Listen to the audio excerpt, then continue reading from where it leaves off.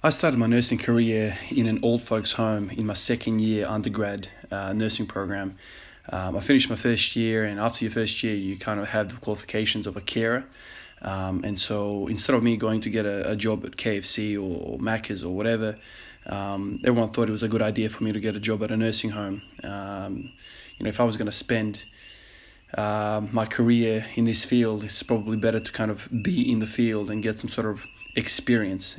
Even though nursing home kind of care is sort of kind of at the start of somebody's career. Now that I work in emergency, I definitely appreciate my experience at a nursing home. But I remember being a 17, 18-year-old kid, very immature when I first got that job, and being surrounded by, much older people, obviously, in a nursing home. And also the people that I worked with were, the majority of them were much older. So it kind of matures you really quickly when you spend time with somebody that's kind of at the end of their life. A lot of these people that I looked after were, unfortunately they had dementia, so they couldn't really, talk to me properly. They couldn't tell me stories, but there was a few that you could kind of sit down and talk about, what they went through life and whatever. And I'll never forget some of those stories.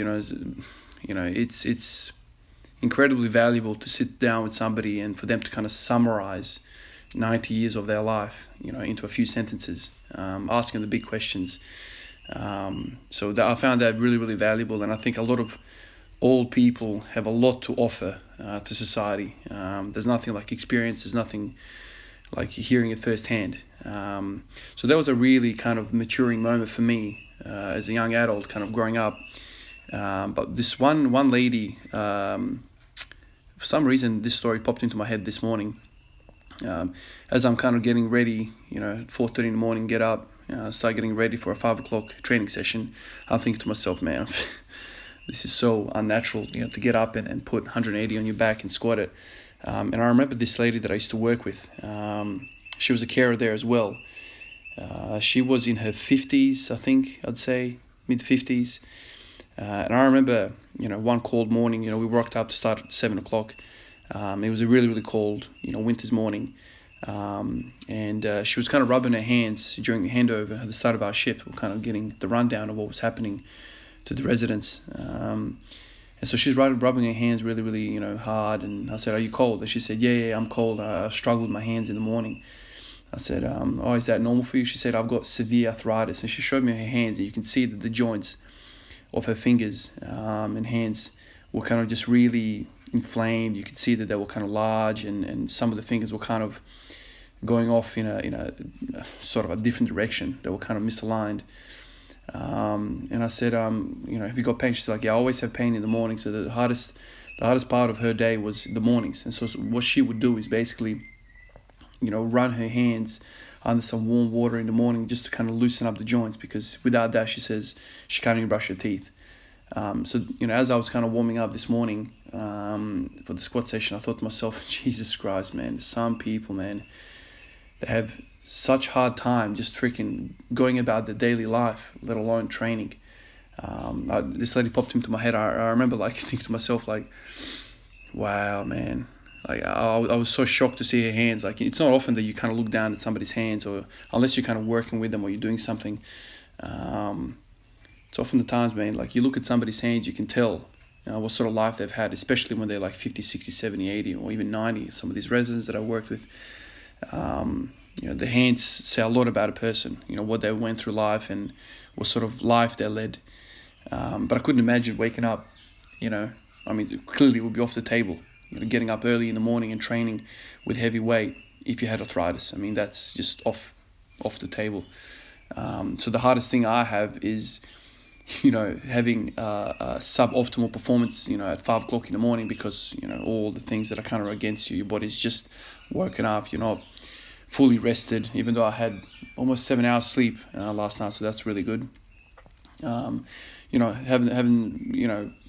working out properly, the CNS is completely down, all the muscles are weird, I'm stiff. So getting into positions is really difficult, but that's just a healthy individual at 32 with no disease processes happening. So even though you can kind of think about some of these things, it sucks, I can't, train full time like an athlete or whatever, And some people would wish just to have no pain in the morning, wake up, just brush their teeth without any problems, It's these stories that make you appreciate what you got. I'm always kind of talking about these things, but I often have to remind myself that, what I have is incredible. It's incredible, I know a lot of us, get so focused on our goal, like, okay, I want to hit 200 this morning. I really want to hit 200 this morning. If I hit 200 this morning, I want to go to work all happy and have a bounce in my step and whatever. But sometimes you just have to, I think it just comes with the maturity and the experience.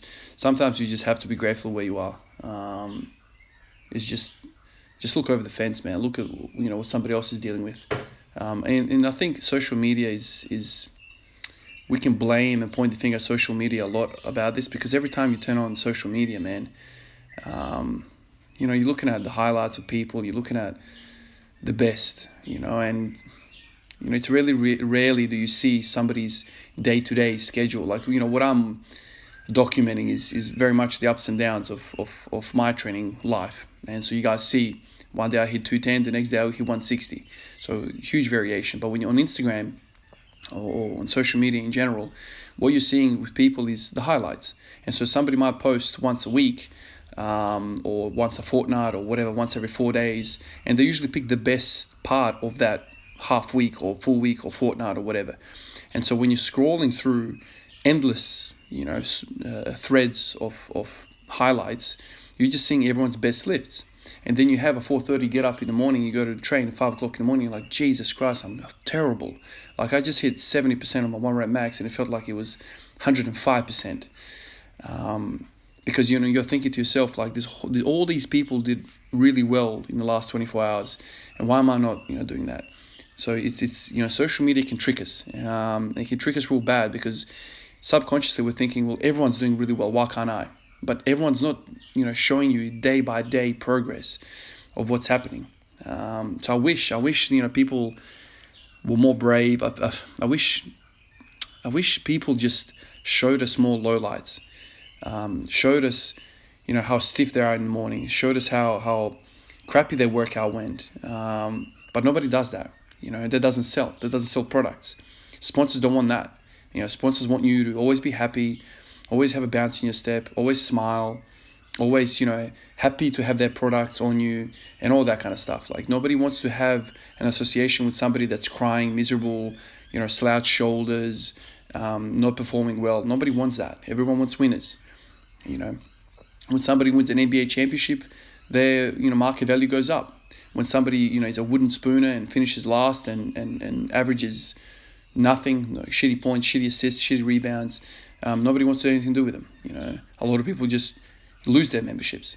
And so there's like this culture in the world, I suppose, where everyone just wants to kind of fake it, even if they want to cry and they want to kind of like sit down and have a whinge, they're forced to kind of be happy because they're wearing a brand on their chest. And so for us individually, as human beings, like that's bad for us, man, because nobody goes from one mountain high to the next. There's a climb down, and then there's also a climb up. And so it's up and down. There's just general oscillations of life. But you don't see that. Social media has provided us with lots of benefit. Like, we're living in an information age. By the way, this is 180. Quite happy with that, obviously. Social media has provided us a lot. Information age, you can just grab information. It's easier to look up, on Google what your question is. You get your answer quicker that way than sitting down with somebody and asking them. Literally, there's no need to ask people questions anymore. You just look it up. But in the same token, the human aspect is lost. You kind of don't ask somebody a question. That's a human interaction -1, right? You don't have that interaction.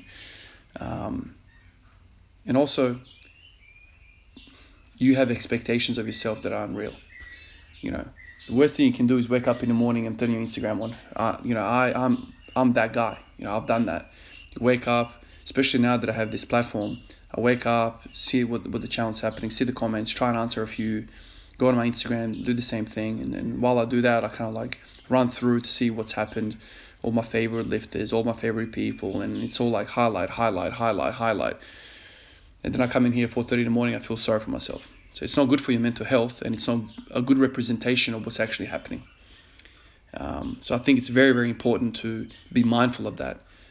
There are people out there who can't even brush their teeth in the morning because of arthritis in their hands.